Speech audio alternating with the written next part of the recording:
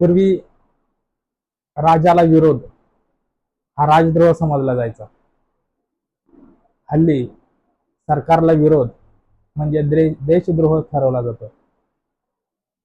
हे सूत्र गेल्या 10-12 वर्षापासून अस्तित्वात सरकारांनीच लागू केले की काय असंच काहींचं दिसतंय.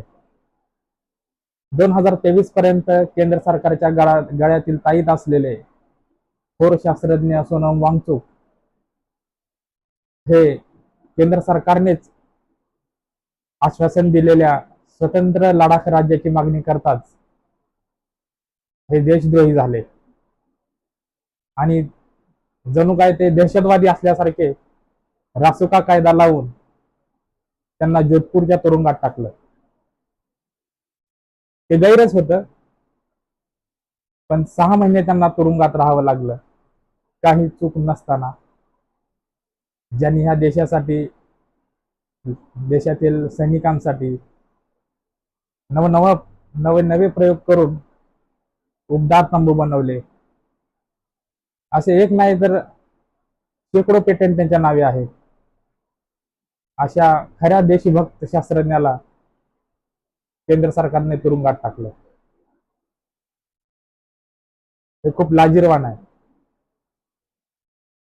6 महिन्यानंतर आपले पितळ उघडे पडते की काय अशी भीती वाटल्यानंतर 3 दिवसानंतर होऊ घातलेल्या सुनावणीच्या आधीच त्यांनी त्यांची मुक्तता केली.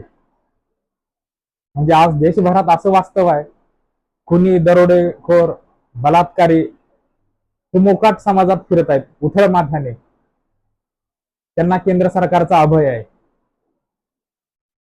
पण सत्तेला प्रश्न विचारणारी, त्यांच्या डोळ्यात अंजन घालणारी, त्यांचा राजधर्म कसा असला पाहिजे याचं ज्ञान देणारी, बाळकडू पाजणारी, असे मग लेखक असोत, कलावंत असोत किंवा सामाजिक कार्यकर्ते असोत, यांना येनकेन मार्गे कसं दडपता येईल, त्यांच्या अभिव्यक्ती स्वातंत्र्यावर कशी गदा आणता येईल याचाच ते विचार करताना दिसत आहेत. हे खूप शोकांतिक आहे. सार्वभौम राष्ट्र आहे आपलं भारत देश, पण सत्ताधाऱ्यांची अशी वागणूक एक सजग नागरिक म्हणून नक्कीच क्लेशदायक आहे. व्हिडिओ आवडला असेल तर लाईक करा, कमेंट करा आणि स्पीक अप नाऊ या आपल्या YouTube चॅनलला सबस्क्राईब करा. धन्यवाद.